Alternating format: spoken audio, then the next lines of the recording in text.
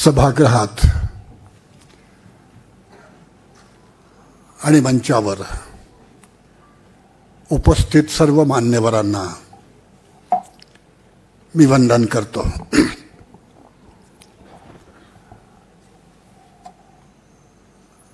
यशवंतराव चव्हाण राज्यस्तरीय पुरस्कार हा तुम्हा सगळ्यांच्या साक्षीनं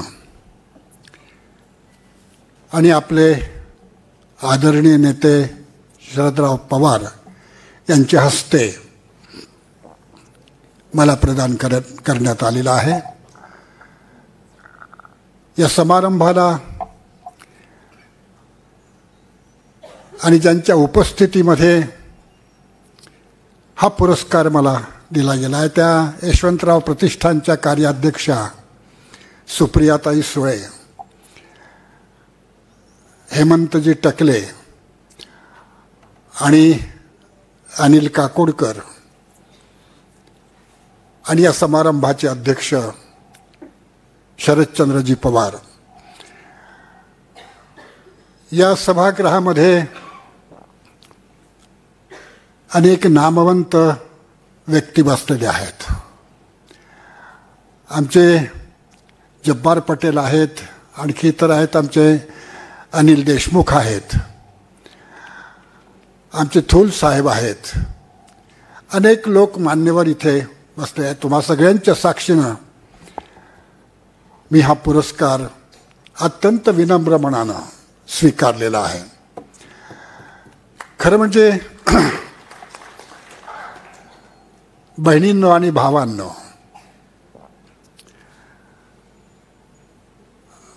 साहित्यिक आपल्या सद्विवेकाला जे पटतं ते लिहितो. एकूण समाजाच्या भल्यासाठी हे लिहिणं फार आवश्यक आहे म्हणून तो लिहितो. केवळ लिहिणे, प्रकाशित करणे हा लेखकाचा तसा मुद्दा नसतो. तो समाजाशी बोलत असतो खरं म्हणजे. आणि या समाजानं काय स्वीकारलेलं आहे आणि त्यानं काय स्वीकारायला हवं, त्याच्या अहिताचं काय आणि हिताचं काय, अशी मांडणी साहित्यिक करीत असतो. मी तुम्हा सगळ्यांच्या साक्षीने सांगतो, महाराष्ट्रात अनेक मोठे साहित्यिक आहेत. मी फार मोठा साहित्यिक असेन नसेन, पण माझी भूमिका मात्र गगनभेदी आहे.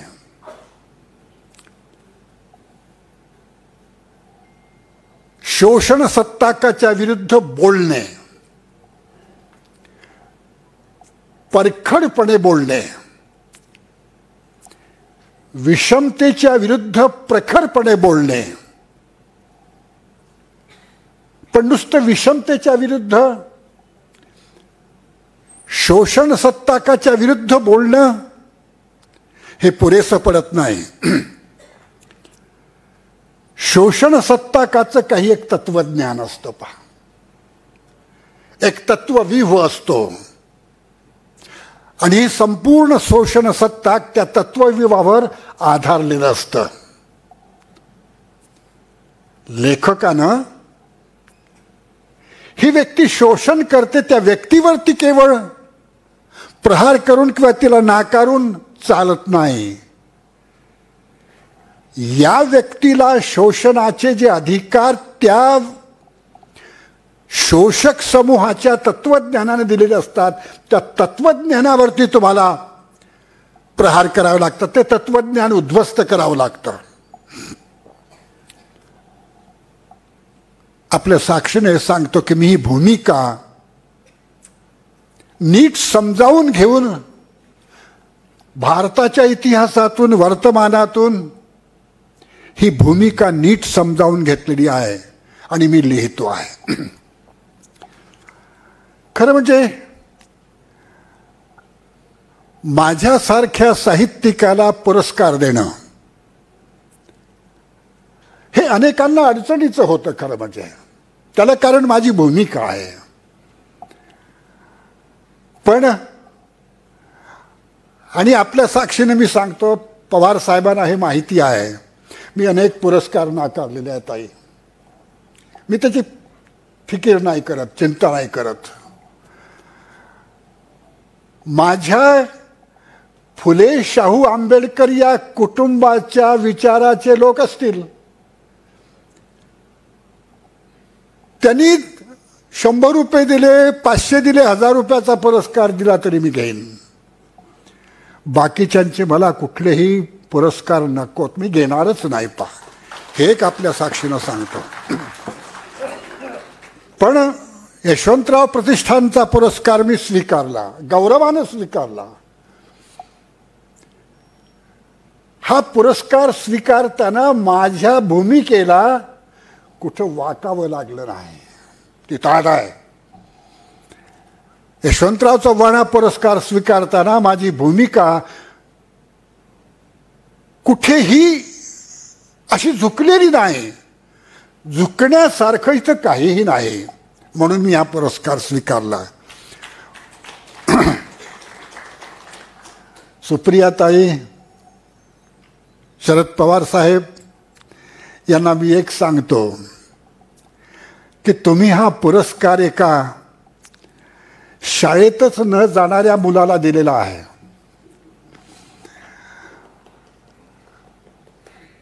पायी पायी 20-20 किलोमीटर चालणे आणि जाणे आणि येणे, अशी पायपीट, पायात चप्पल नसताना येरला ते काटोल करणाऱ्या या मुलाला तुम्ही पुरस्कार दिलेला आहे. महाविद्यालयामध्ये शिकत असताना अनेकदा उपाशी राहिलो. आपण या उपाशी भावनांना पुरस्कार दिलेला आहे. अनेक अपमान सहन केले. गरिबीचे निखारे झेलले. सामाजिक विषमतेचे चटके भोगले. आपण ह्या एका नकारांशी भांडणाऱ्या, समाज नकार देतो आहे आणि हा माणूस त्यांच्याशी भांडत भांडत आपला उजेड निर्माण करतो आहे. मी उजेडाचा शब्द झालो आहे आणि म्हणून आपण हा पुरस्कार अशा माणसाला दिलेला आहे. आपल्याला धन्यवाद देतो. त्याचं हे कारण आहे बरं का. भावंडांनो, हा पुरस्कार मी अत्यंत विनम्रपणे स्वीकारतोच. पण माझं नातं या देशातल्या उपेक्षितांशी आहे. जे अन्यायग्रस्त आहेत त्यांच्याशी माझं नातं आहे. मी तिथून आलेलो आहे. मी त्यांचा प्रतिनिधी आहे. मी हा पुरस्कार अगदी दुर्गम भागातून, ग्रामीण भागातून केवळ आपली दुःखे मांडणाऱ्या नव्या लेखकांना, कवींना हा पुरस्कार अर्पण करत नाही. ही दुःखे कुठून आली? आकाशातून नाही पडली दुःखे. भामरागड असो आणि गडचिरोली असो, आणखी तर आमचे मेळघाट असो, चिखलदरा, या सगळ्या आणि महाराष्ट्रातल्या इतरही भागांमध्ये जी दुःखे कोसळतात ती आकाशातून कोसळत नाहीत आणि जमिनीतून उगवत नाहीत. आपल्या समाजातील मुठभर लोक या दुःखांची उत्पादनं करतात आणि ही दुःखांची उत्पादनं त्यांच्यावरती धबधबा कोसळावा तशी कोसळवत ठेवतात. समाज निर्माण करतो दुःखे. समाज निर्माण करतो समानता. समाज निर्माण करतो असमानता. समाज निर्माण करतो असंस्कृती, विकृती. समाज निर्माण करतो संस्कृती, सभ्यता. मी हा समाज वाचतो आहे. या समाजातील माणसांची मनं वाचतोय. भावंडांनो, मला जरा आटोपतं घ्यायला पाहिजे, वेळ कमी आहे. मी या दुर्गम भागातील, या ग्रामीण भागातील जी नवी मुलं आणि मुली माझं दुःख कुठून आलं याचा विचार करतात आणि संविधान मूल्यांच्या लेखणीनं लेखन करतात, त्या गोरगरीब लेखकांना, कवींना मी हा माझा पुरस्कार विनम्रपणे अर्पण करतो आहे. भाषणामध्ये खूप गोष्टी मी चर्चेला घेतल्या आहेत, पण त्या सगळ्या मांडत नाही. एक गोष्ट सांगतो, आजच्या भारतातला महत्वाचा संघर्ष आहे तो वैदिक विचारसरणी, चातुर्वर्ण्याची, विषमतेची आणि संविधानाची सर्वव्यापी समानतेची विचारसरणी. हा संघर्ष आहे. एका बाजूनं मनू आहे, दुसऱ्या बाजूनं फुले शाहू आंबेडकर आहेत. मी असं मानतो की फुले शाहू आंबेडकर हे आमचं त्रिसरण आहे, पण यांच्यामध्ये बुद्धही आहे, शिवराय आहेत. हे सगळे अंतर्भूतच आहे. आणि मी तुम्हाला हे सांगतो की मला बाबासाहेब आंबेडकरांच्या चळवळीत माझी घडण झाली आहे. या चळवळीनं मला आपलं वर्तुळ लहान नाही ठेवायचं बेटा हे सांगितलं. त्यांनी मला फुल्यांशी जोडलं, शाहूराजांशी जोडलं, छत्रपतींशी जोडलं, बुद्धाशी जोडलं या चळवळीनं. आणि एवढंच नाही तर जगभरातल्या सगळ्या सॉक्रेटिसारख्या उजेडांशी मला जोडलं. मी खेड्यातला मनुष्य, जिथून बाहेर पडता येत नाही, ज्या गरिबीतून आणि त्या विषमतेतून, अशा भागातला मनुष्य. आता मी या चळवळीमुळे जागतिक समाजाचा नागरिक झालो आहे, बौद्धिक नागरिक. हे कुठून येतं? कुठून येतं? काहीही शक्यता नसताना सगळ्या शक्यता कशा तुमच्या स्वागताला पुढे कशा येतात हे सांगतो. थोडक्यात मला बोलायचं आहे आणि म्हणून मी एक गोष्ट आपल्याला सांगतो की आज त्या भाषणाचं शीर्षक आहे फुले शाहू आंबेडकरांच्या विचारांचे शासनकर्ते हवेत. आपल्याला काही लोकांना भाषण मिळेल. आजचे शासनकर्ते कसे आहेत याच्यावरती एकच उत्तर आहे, फुले शाहू आंबेडकरांच्या विचाराचं शासनकर्ते. एक मिनिटात इतिहास सांगतो. या देशामध्ये शोषणकर्ते 5-10% आहेत आणि बाकीचा सगळा बहुजन समाज आहे. त्याची विचारसरणी लोकायत बुद्धापासून आपल्यापर्यंत येते. आपण सगळे हे बहुजन समाजाचे लोक, बुद्धाचे लोक, फुले शाहू आंबेडकरांचे लोक आपण एकत्र आलो ना, तर संघ किंवा बीजेपी यांना काही तुम्ही दूर सारण्याची गरज नाही, ते आपोआपच वितळून जातील. ही गोष्ट आपण लक्षात ठेवायची आहे. म्हणून मी या भाषणात पवार साहेब इंडिया आघाडीचा निर्देश केला आहे. आपण त्याच्यामध्ये आहात. मी प्रकाश आंबेडकरांचा उल्लेख केला आहे. तुम्हा सगळ्या लोकांना की मी काही अधिकारी पुरुष नाही तुम्हाला सांगायला, पण विनंती मात्र करेन, माझी सद्भावना मात्र मांडू शकेन. प्रकाश आंबेडकरांसारखे देशातले अनेक प्रकाश या आघाडीमध्ये सामील करून घ्या. प्रकाशांची बेरीज हे इंडियाची ताकद ठरेल आहे. या सगळ्यांना, बहुजन समाजातले सगळे लोक आपण एकत्र आलो ना, हे त्याच्यातले फोर्सेस एकत्र आलेत ना, इंडिया आघाडीनं ताकदीच्या ज्याच्या तोट्या आहे त्या तोट्या अनेक सोडल्या पाहिजे आपल्या हौदामध्ये इंडियाच्या. हे व्हावं असं मला वाटतं.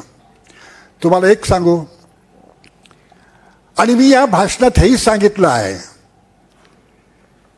इंडिया आघाडी हा पर्याय एकमेव पर्याय आहे देशापुढे आज.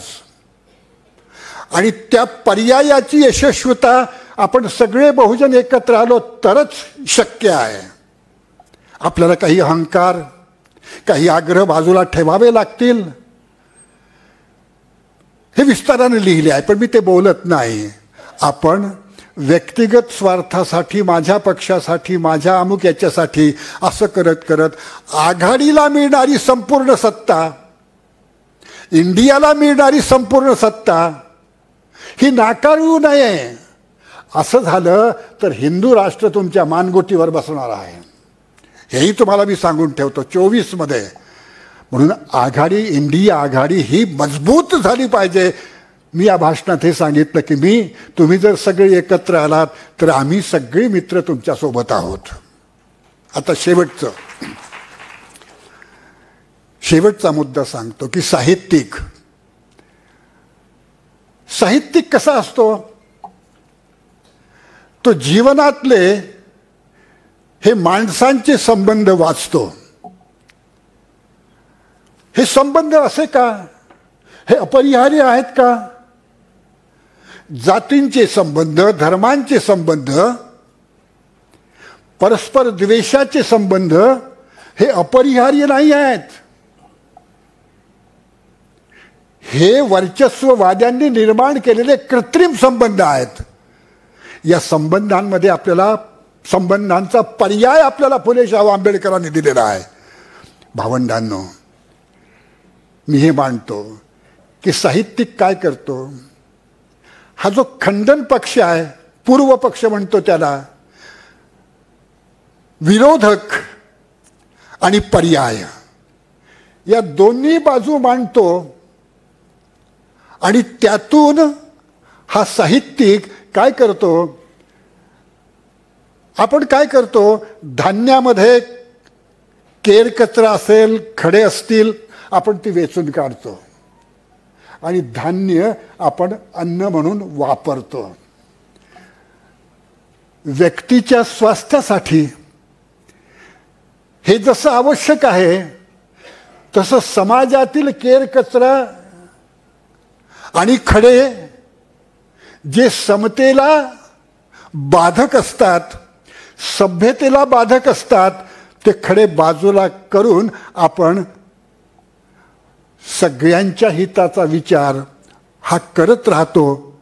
आपल्याला एक सांगतो की ही निवड प्रक्रिया आहे. या निवड प्रक्रियेत हे बाजूला सारलं पाहिजे, हे पुढे नेलं पाहिजे. ही निवड प्रक्रिया आहे.